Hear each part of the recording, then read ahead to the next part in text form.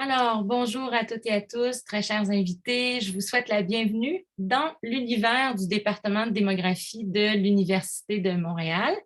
Je m'appelle Nadine Ouellette, je suis professeure dans ce département et aussi responsable de tous nos programmes de premier cycle en démographie.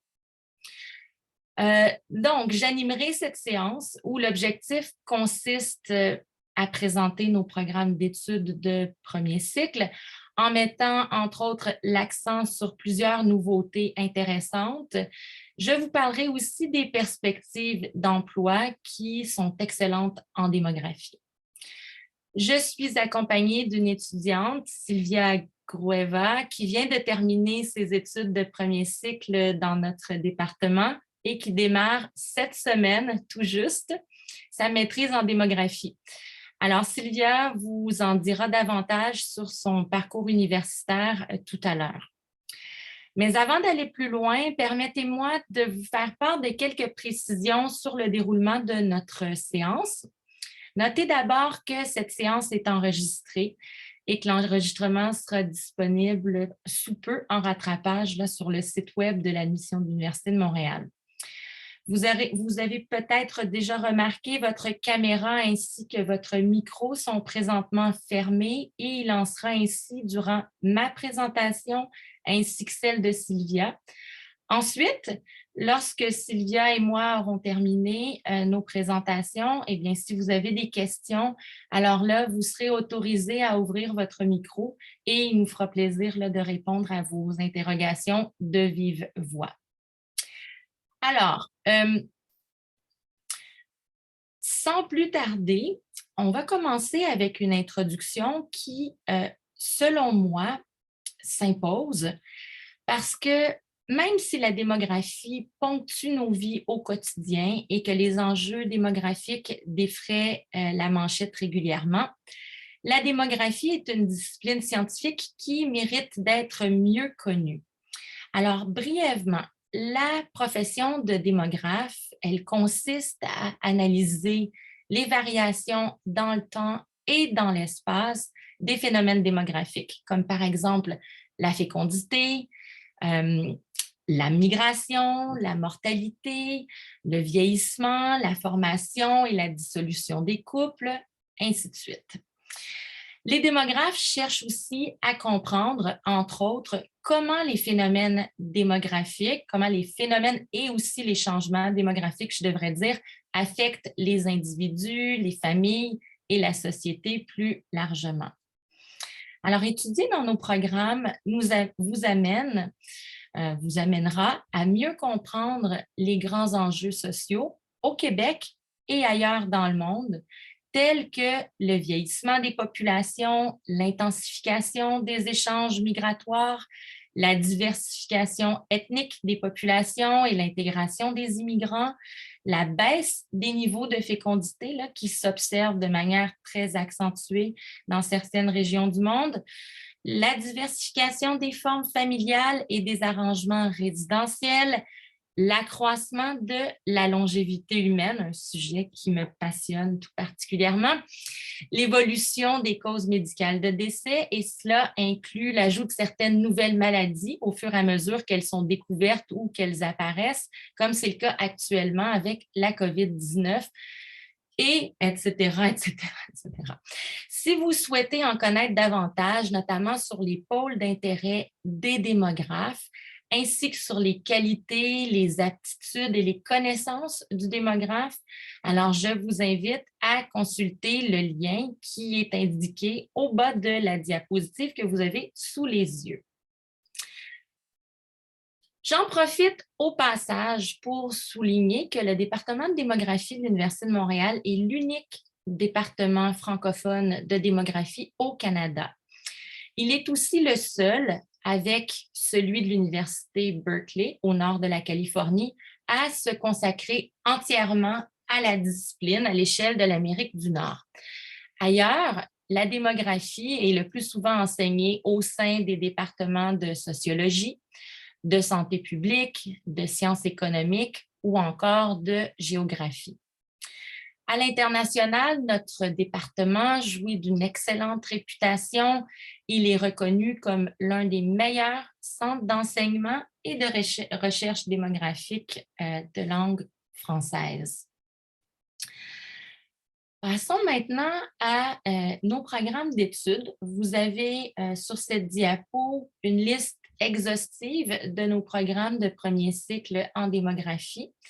Alors, tout d'abord, je commence avec une nouveauté qui est disponible, qui est offerte aux étudiants depuis un petit peu plus d'un an. Hein. Ça a été lancé en automne 2020, ce baccalauréat en sciences de la population qui marie une majeure en démographie d'une part avec une mineure parmi une liste préétablie. Je reviendrai sur ce baccalauréat en sciences de la population à la prochaine diapositive.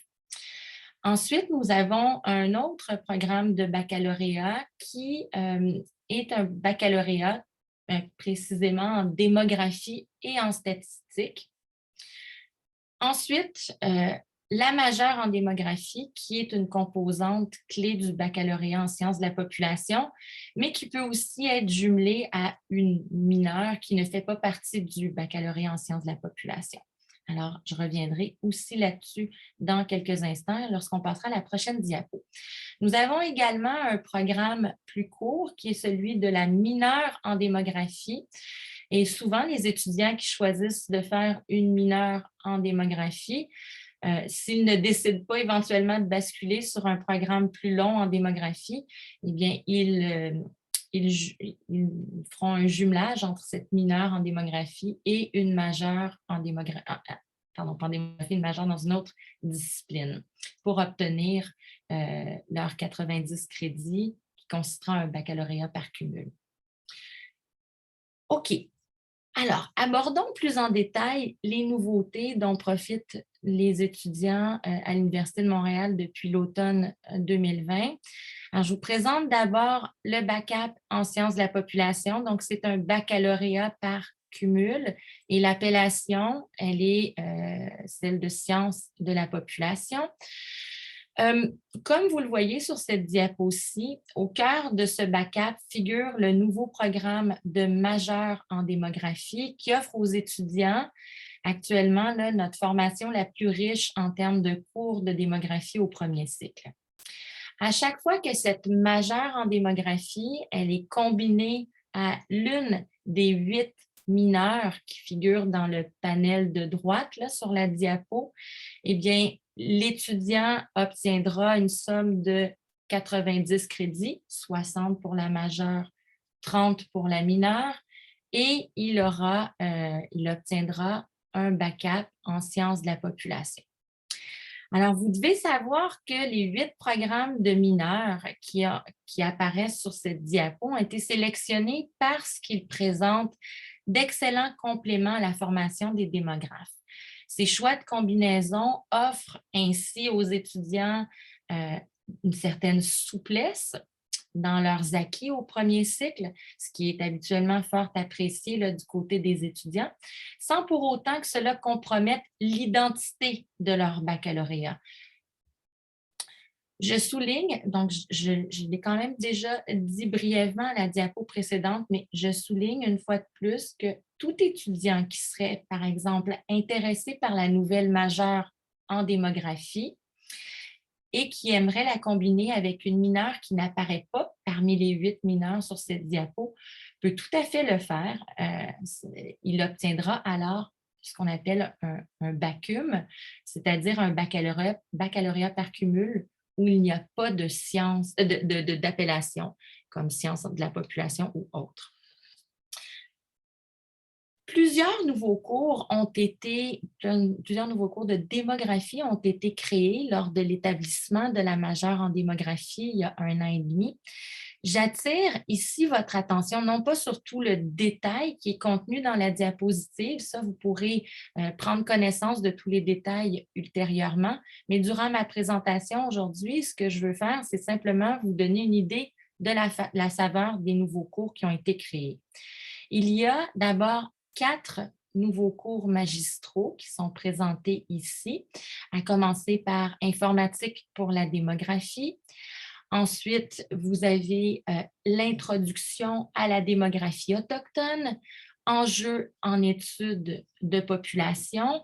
Ce cours d'enjeux en études de population porte sur une thématique nouvelle à chaque année. Alors, la première édition de ce cours-là qui a eu lieu l'an dernier, c'était un cours sur la démolinguistique, donc la démographie et les groupes linguistiques. Et cette année, le cours porte sur pandémie et démographie. Ensuite, il y a aussi un cours de démographie de la famille qui a été créé. Les étudiants qui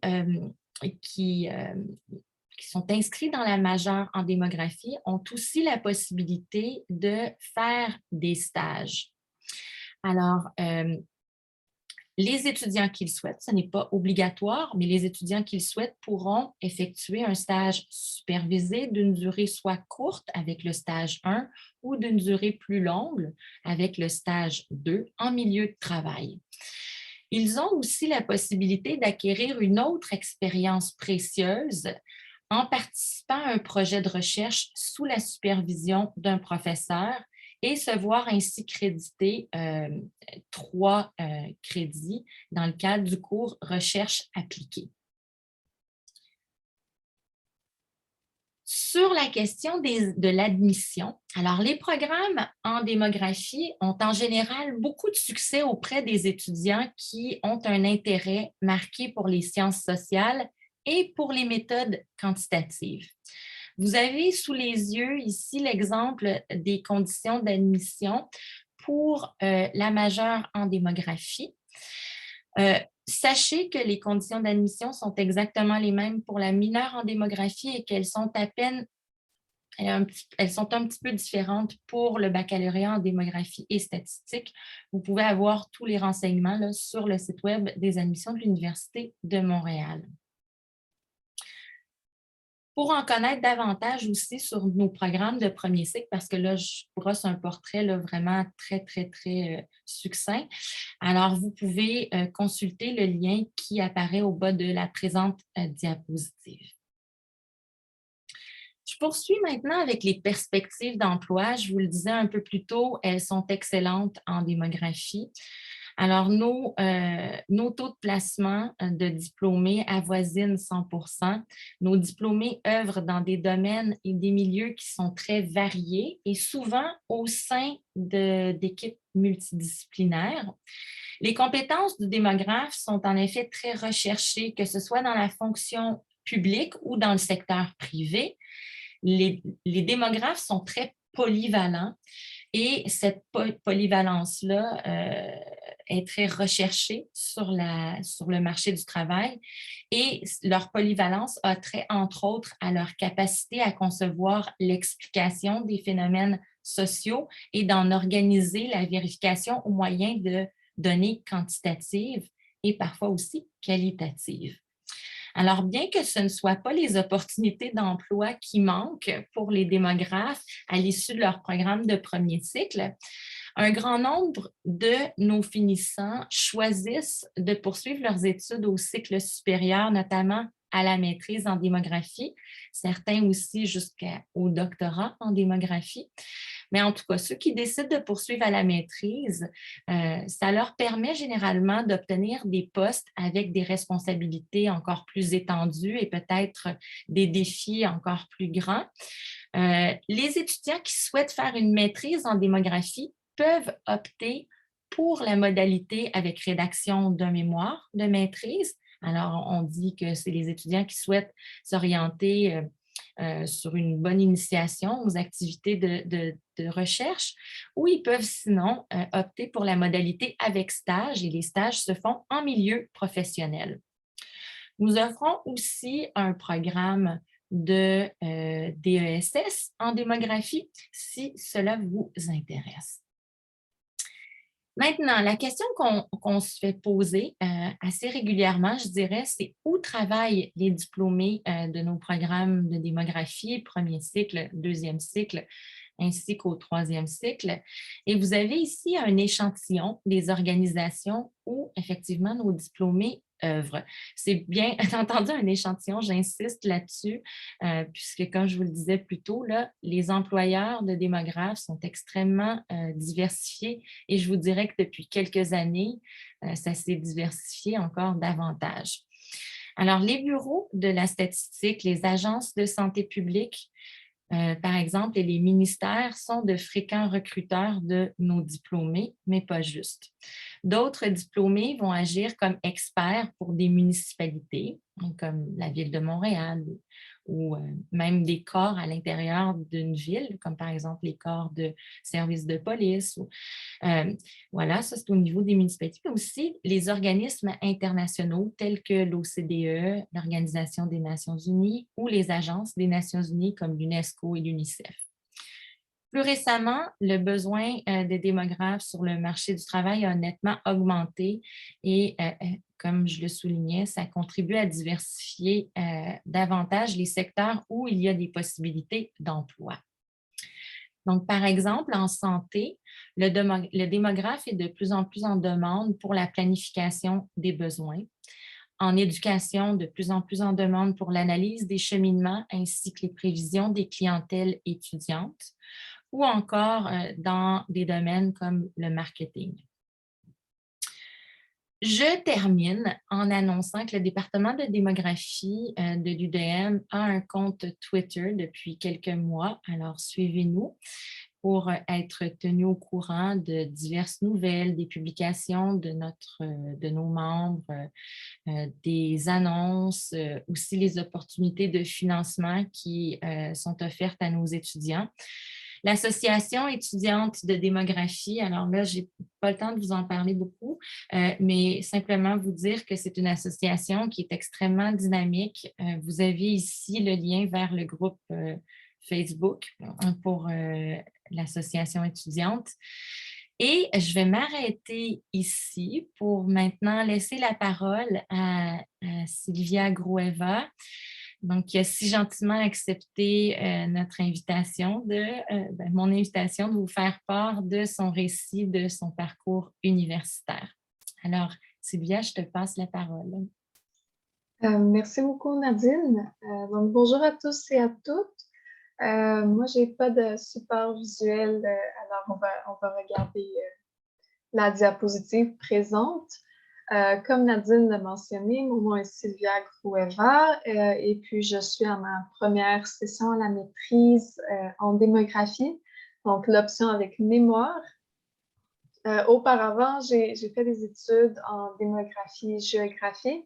Donc ça, c'était un bac bidisciplinaire qui désormais n'existe plus. Puis j'ai pris des petites notes ici. Alors, je peux vous parler de mon parcours pour commencer, comment je me suis rendue ici. Quand j'étais au cégep, j'ai fait un DEC en sciences humaines profil maths. Donc, j'avais un intérêt autant pour les sciences humaines que pour les mathématiques. Et quand était venu le temps de faire un choix de programme pour l'université, je regardais sur le site de l'Université de Montréal, je suis tombée sur le programme en démographie statistique, donc le baccalauréat disciplinaire dont Nadine a parlé tantôt. Alors, j'ai commencé le bac en démographie statistique à l'automne 2018. Puis, éventuellement, j'ai changé au baccalauréat en démographie-géographie, que j'ai commencé à l'hiver 19 et que j'ai terminé à l'automne 2021. Donc, il y a quelques semaines à peine. Dans l'ensemble, moi, j'ai vraiment beaucoup apprécié mon parcours au baccalauréat. Je suis d'ailleurs un peu triste d'avoir terminé mon parcours. Donc, je voulais vous parler des différents moments forts que j'ai vécus et qui m'ont en quelque sorte poussé à poursuivre à la maîtrise. La première chose que vous devez savoir sur le département de démographie, outre le fait que ce soit le seul département francophone en Amérique du Nord de démographie, c'est que c'est un département qui est très petit. Donc, c'est c'est un petit département. Dans l'ensemble, on est environ une centaine d'étudiants et ça inclut les étudiants au premier cycle, au cycle supérieur également. Donc, pour cette raison, c'est très facile de nouer des liens avec les autres étudiants du département, avec les professeurs également. Les amitiés se développent très facilement, les cours sont petits, on voit toujours les mêmes personnes dans nos cours et au département. Donc, ça contribue à créer vraiment un fort sentiment d'appartenance au département. Moi, personnellement, c'est l'un des highlights de mon parcours, les gens que j'ai rencontrés. Et c'est d'ailleurs une des raisons qui m'a poussée à poursuivre au cycle supérieur à la maîtrise. Donc, en plus de ça, il y a des cours de démographie dont je pourrais vous parler. Certains cours sont plus intéressants en termes de connaissances générales, mais il y a d'autres cours qui sont beaucoup plus appliqués, qui sont plus appliqués, qui nous permettent de toucher à des enjeux concrets et à apprivoiser des outils qui sont indispensables sur le marché du travail. Donc, moi, personnellement, les cours qui m'ont marqué, ce sont les cours un petit peu plus techniques. Par exemple, les cours d'analyse démographique qui sont donnés par Nadine et pour lesquels je suis auxiliaire d'enseignement d'ailleurs. Donc, si vous vous inscrivez, peut-être qu'on va se voir dans les prochaines sessions. J'ai également apprécié le cours d'informatique en démographie, aussi donné par Nadine, qui permet d'acquérir des compétences dans les logiciels qui sont indispensables sur le marché du travail, mais également les cours d'immigration et de vieillissement des populations. Pour finir, j'aimerais toucher aux différentes opportunités de développement personnel que les étudiants en premier cycle ont. Donc, il y a plusieurs opportunités d'occuper des emplois d'auxiliaire de recherche. Moi-même, j'ai pu travailler avec certains professeurs au département qui touchaient à différentes disciplines, donc à la conjugalité, à la mortalité, à la migration. Donc, ces expériences m'ont permis non seulement d'apprendre qu'est-ce qui se fait en démographie au niveau de la recherche, mais aussi d'apprendre de nouvelles choses et d'approfondir certaines connaissances et compétences que je n'aurais pas pu faire dans mes cours en tant que tel. Donc, pour conclure,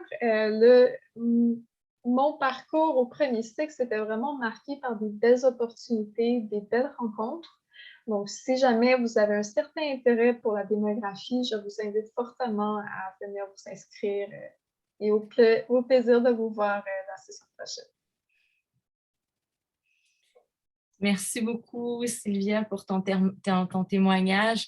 Alors, c'est la partie, on a terminé la partie des présentations.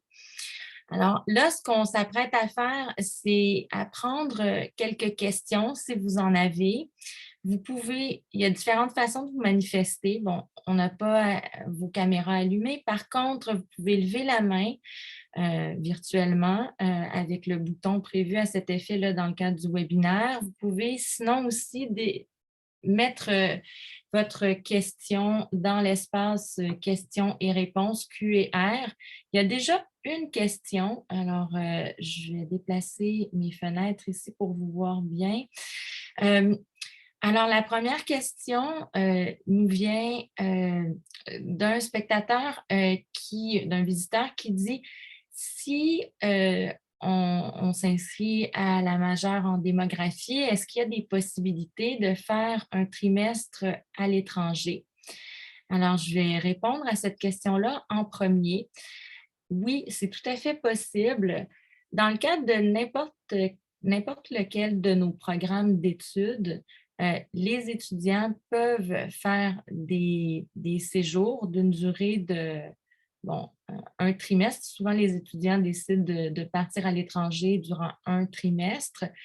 Alors, il y a la Maison internationale qui vous aide beaucoup dans vos démarches pour essayer d'aller chercher, évidemment, là, des cours qui sont offerts dans une université autre que l'Université de Montréal, peut-être pas nécessairement dans un département de démographie, mais un département qui offre certains cours peut-être de démographie, ou alors des cours d'une autre discipline qui fait partie de votre combinaison de la majeure en démographie avec une mineure en démographie dans une autre discipline. Et ça se fait. Bon, là, c'est sûr que je vous dirais que les échanges étudiants ont été largement réduits compte tenu du contexte pandémique. Mais sinon, il est tout à fait fréquent là, que les étudiants passent un peu de temps à l'étranger. Il y en a qui vont dans des universités en France. Ça, c'est le cas, je dirais, le plus classique puisqu'ils vont chercher une formation quand même en français dans ce cas-là, mais il y en a d'autres qui vont en Espagne, qui vont ailleurs. Donc, à différents endroits en Europe, là, il y a soit des départements de démographie ou en tout cas des grands centres de population où il y a de la démographie qui s'offre sous la forme de cours universitaires. Est-ce que ça répond à votre question? Et j'espère que oui. Sinon, n'hésitez pas à me relancer. Deuxième question. Alors, bonjour, j'aimerais savoir s'il y a une différence entre le baccalauréat en démographie et statistique et le baccalauréat en mathématiques et statistiques.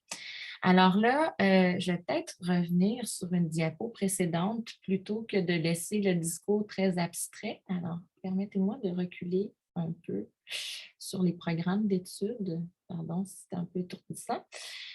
Alors, si vous regardez cette diapo-ci, effectivement, donc, est-ce que vous voyez ma flèche? Non, hein, vous ne voyez pas quand je pointe.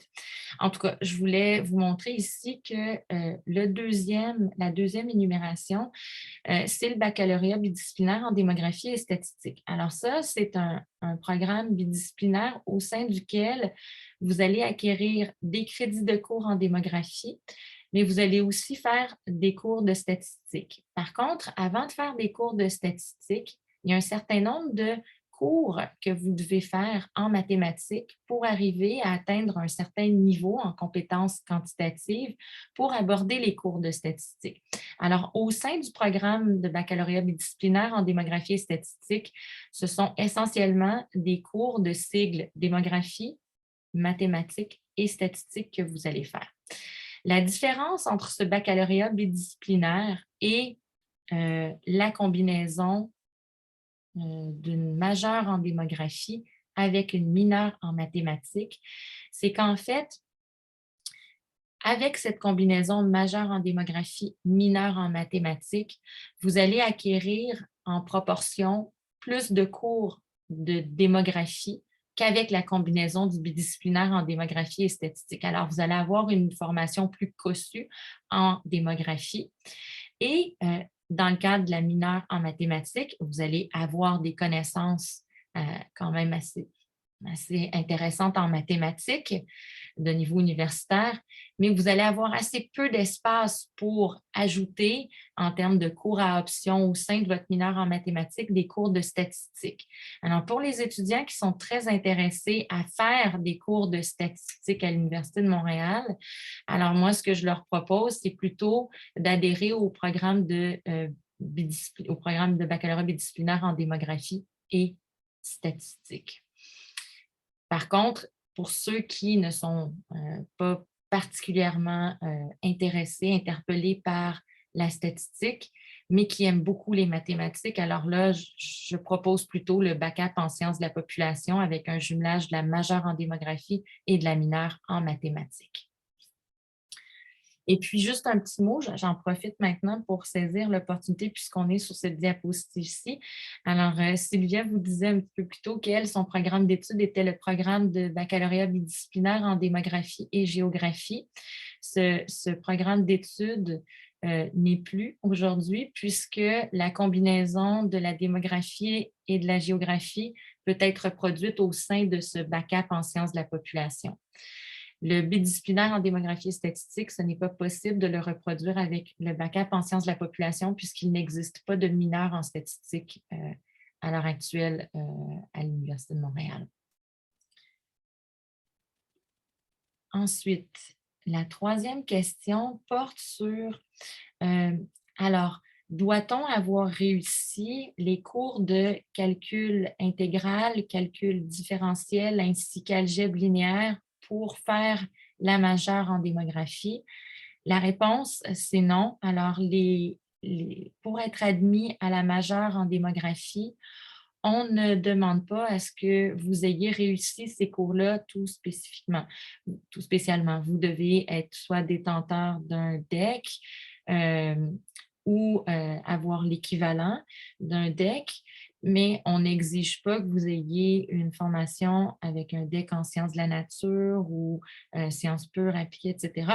On n'a pas cette exigence plus précise puisqu'au sein de la majeure en démographie, les compétences que vous devez acquérir en termes de contenu un peu mathématique ou alors statistique, si ça ne se fait pas à l'intérieur de cours qui font partie de la majeure en démographie, ça se fait à l'intérieur de cours qui sont des cours parmi les options dans la majeure en démographie. Voilà, donc ça, c'est les questions qui étaient inscrites dans l'espace Q&R. Si vous avez d'autres questions spontanées ou si vous voulez un complément d'information ou un complément de réponse aux questions qui ont été posées, vous pouvez lever la main et puis je vous inviterai à allumer votre micro pour poser des questions ou si vous avez des commentaires généraux, n'hésitez pas. Ah, je vois d'autres questions qui sont là. OK, attendez, il y a des nouvelles questions. Alors, concernant les postes d'auxiliaire de recherche, par exemple, alors Sylvia a parlé de ça, elle-même en a profité là, à quelques reprises, à la fois des postes d'auxiliaire de recherche, mais aussi postes d'auxiliaire d'enseignement. Alors, ce sont deux postes différents que les étudiants sont amenés à occuper là, durant leurs études. La question était, est-ce possible pour un étudiant de premier cycle sans beaucoup d'expérience de l'occuper? Alors, peut-être je te passe la parole, Sylvia. D'accord. Donc, au baccalauréat, j'ai occupé 3 différents postes d'auxiliaire de recherche et le premier, c'était à l'automne 2019 pour un postdoctorat en démographie. Alors, à l'automne 2019, moi, j'étais à ma deuxième session du bac en démo-géo. Donc, j'avais pas encore acquis beaucoup de compétences en analyse démographique ou voilà. Mais les tâches que j'ai fait initialement pour le chercheur étaient assez simples. Donc, ça consistait plutôt à recopier des données dans Excel à partir de différents documents. Puis, au fur et à mesure que je continuais à travailler pour lui et que par le fait même, je continuais mon parcours, il diversifiait les tâches, il m'offrait différentes opportunités d'apprentissage. Par exemple, j'ai pu toucher à une revue de la littérature, faire une revue de la littérature sur une thématique, mais également, il m'a donné l'opportunité de commencer à apprendre le logiciel R, qui est un logiciel de programmation. Donc, pour répondre à la question, oui, c'est possible d'occuper des postes sans beaucoup d'expérience. J'ai plusieurs de mes collègues étudiants qui ont également occupé des postes. Plusieurs postes sont disponibles à l'été de durée variable. Les tâches sont variables aussi. Et ça va selon les intérêts des profs et des étudiants. Oui, merci beaucoup, Sylvia. Effectivement, là, si je me permets aussi, encore une fois, de vous montrer la diapo suivante. Donc, je vais bouger mes petites choses ici. Alors, en créant la majeure en démographie, on voulait aussi répondre à cet intérêt que les étudiants nous manifestaient souvent d'acquérir une expérience de recherche relativement tôt dans leur parcours universitaire. Puis, effectivement, là, c'est tout plein de sens, cette volonté-là ou cet intérêt que les étudiants ont, puisque assez rapidement, on arrive en deuxième année au premier cycle et puis on se questionne, qu'est-ce que je vais faire après? Est-ce que je vais passer sur le marché du travail à l'issue de mon baccalauréat ou est-ce que je vais continuer au cycle supérieur? Mais la question, elle se pose, mais la réponse n'est peut-être pas si facile à déterminer quand on n'a jamais eu d'expérience en recherche et de savoir si on a envie de continuer au cycle supérieur, par exemple, pour faire une maîtrise avec un mémoire, ou on ne sait pas non plus ce que le marché du travail nous réserve en tant que personne compétente démographe. Alors, les stages ont été créés. Donc, ces 2 stages-ci sont des stages vraiment sur le milieu, en milieu de travail. Alors, les étudiants jouent le rôle d'étudiants démographes sur le marché du travail dans le cadre de ces stages-là. Souvent, ce sont des stages que les employeurs rémunèrent. Donc, les étudiants sont rémunérés pour faire ça, en plus de gagner des crédits de cours. Donc, il y a une production d'un rapport de stage qui est faite là, par l'étudiant à l'issue du stage. Donc, ça, c'est pour avoir une saveur, tester un peu le marché du travail dans le domaine de la démographie. Et puis, le cours DMO 2001, donc qui s'intitule Recherche appliquée. Alors là, ça, c'est vraiment pour que les étudiants puissent aller chercher une expérience de recherche. Et souvent, les étudiants qui font ce cours vont faire ce cours sous la supervision d'un prof du département de démographie ou dans une autre université sur une thématique connexe à la démographie ou carrément avec un démographe qui est dans un département d'une autre université québécoise. Même ça pourrait être à l'international, il n'y a pas de problème.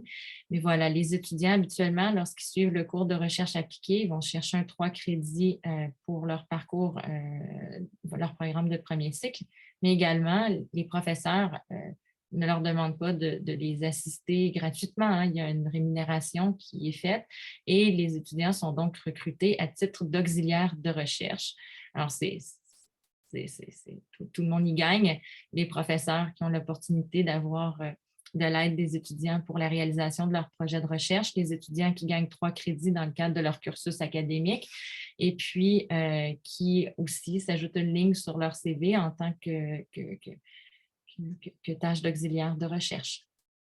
Alors, voilà. Et c'est la même chose, je dirais, pour les auxiliaires d'enseignement. Alors, bien que la norme soit plutôt que les auxiliaires d'enseignement qui assistent les professeurs dans différents cours soient habituellement des étudiants des cycles supérieurs. Donc, Sylvia est l'exemple parfait ici, où finalement, elle a été l'auxiliaire d'enseignement dans 2 de mes cours, alors qu'elle était encore au premier cycle, donc durant sa 3e année.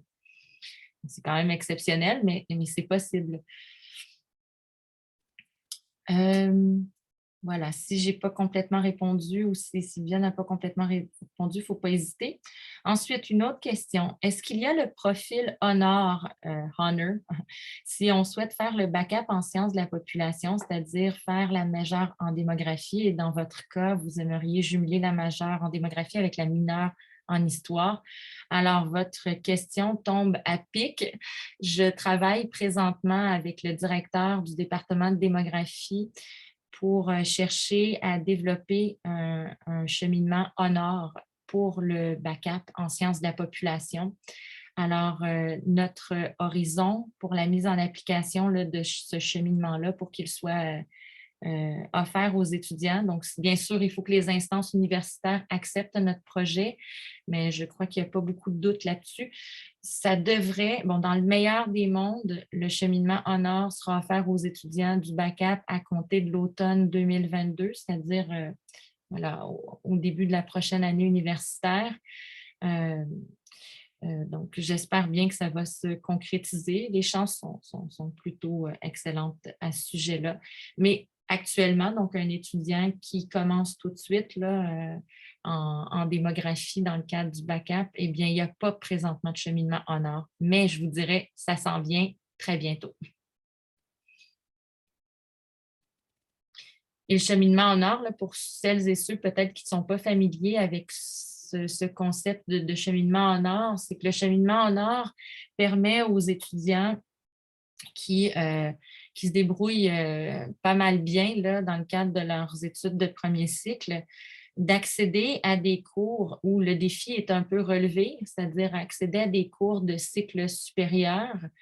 Et vraiment, c'est la seule occurrence durant laquelle un cours de cycle supérieur peut à la fois être comptabilisé dans les crédits du baccalauréat, puis dans les crédits au cycle supérieur. Alors, l'étudiant gagne en temps lorsqu'il est dans le cheminement en or. OK. Est-ce qu'il y a d'autres questions? Je vais vérifier. Oui, je vois d'autres questions ici.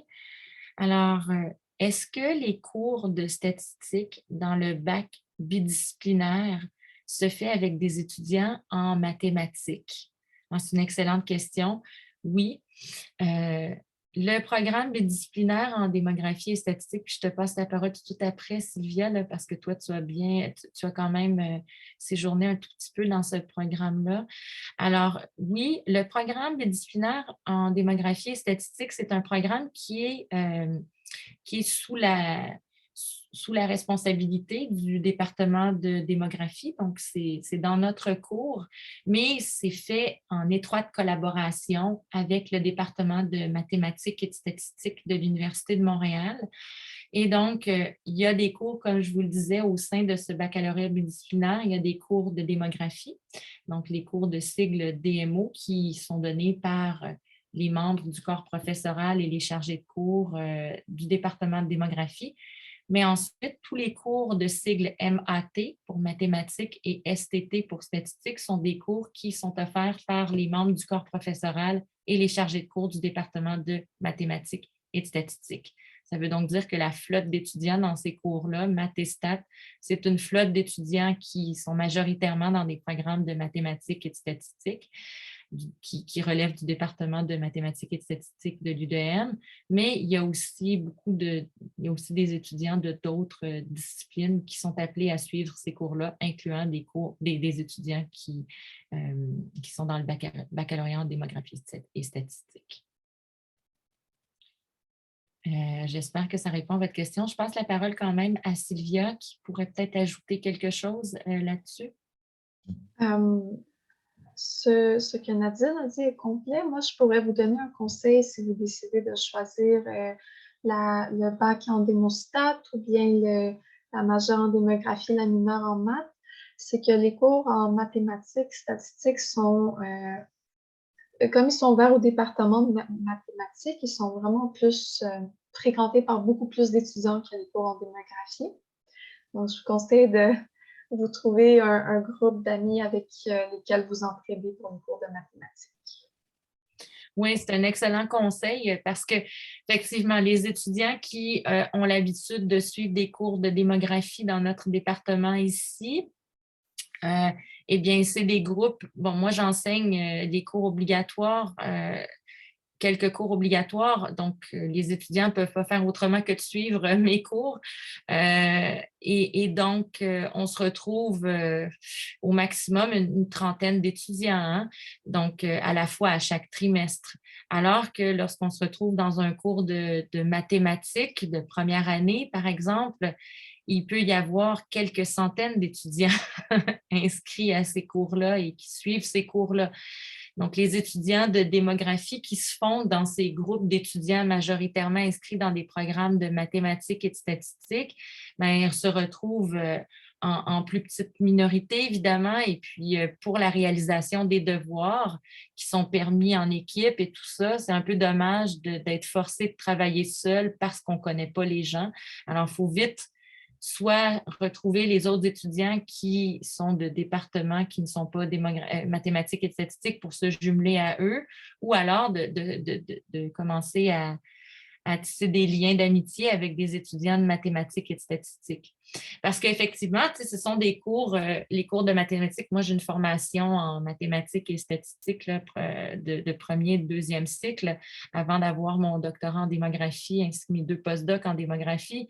Je connais très, très bien la lourdeur de certains cours de mathématiques à l'Université de Montréal. Le niveau est quand même assez élevé. Puis ça nous permet de développer des compétences, puis des facultés vraiment très intéressantes, mais voilà, il faut avoir les reins solides et puis il faut travailler très, très, très, très fort. Hein. Et d'où l'amitié avec d'autres personnes qui suivent ces cours-là peut être euh, doublement précieuse, d'une part sur le plan personnel, mais aussi sur le plan académique pour la réalisation des devoirs. Puis tout ça, deux têtes valent mieux qu'une souvent. OK. Est-ce que ça répond à votre question? J'espère bien. Sinon, n'hésitez pas à nous relancer. Ensuite, pour celles et ceux qui continuent au doctorat en démographie, est-ce qu'il y a des facilités à obtenir un poste d'enseignement à l'université? Ah, très belle question. Bon, là, je, je ne peux pas vous dire je peux pas commencer autrement que par vous dire que euh, les postes de professeurs dans les universités de par le monde entier ne pleuvent pas. Ça ne court pas les rues. Euh, alors, il y a un bon niveau de compétitivité pour décrocher ces postes-là. Et puis, désormais, avec la démocratisation des études universitaires, puis de l'accès aux études de premier cycle, maintenant de plus en plus de deuxième cycle et même, je dirais, de troisième cycle, il n'est pas rare que les professeurs qui ont été recrutés au cours des dernières années dans les universités du monde ont aussi fait des fois deux postdoctorats. Alors, voilà. Mais disons que, compte tenu de la polyvalence que j'évoquais un peu plus tôt lorsqu'il était question des perspectives d'emploi, puis de l'intérêt qu'ont les employeurs pour le recrutement de démographes, ben, ça fait en sorte que les détenteurs d'un doctorat en démographie œuvrent dans des départements qui ne sont pas juste fléchés démographie. Il y en a plusieurs. Vous pouvez vous intégrer dans un département de sociologie, dans un département de sciences économiques. Vous allez tenir le fort pour les études sur les populations humaines, les questions qui relèvent davantage du domaine de la démographie. Mais donc, disons que vous diversifiez vos opportunités en décrochant un diplôme de doctorat en démographie. Les étudiants qui décrochent un doctorat dans une discipline où c'est plus difficile de se fondre dans un autre département ont peut-être moins cette polyvalence-là pour se placer dans le domaine académique. Ensuite, quel est le ratio, une question très démographique, quel est le ratio filles-gars qui étudient en démographie? Est-ce que ce sont majoritairement des filles ou des gars qui étudient en démographie? Alors, les étudiants s'amusent souvent à faire des pyramides des âges qui permettent de dresser un portrait rapide de la clientèle étudiante ainsi que du corps professoral dans notre département. Et puis, je dirais que les ratios sont proches de ce qu'on observe dans d'autres départements qui n'ont pas cette particularité où il y a un grand débalancement entre les sexes. Il y a un petit peu plus de filles que de garçons dans nos groupes courts habituellement. Et ça, c'est une tendance qui, tu sais, si on retourne il y a 2 décennies, c'était tout autre, mais maintenant, les filles sont plus nombreuses à s'inscrire à l'université en nombre absolu, toutes disciplines réunies. Donc, dans notre cas, c'est assez balancé. Hein, il n'y a pas trop de déséquilibre, mais habituellement, il y a un tout petit peu plus de filles.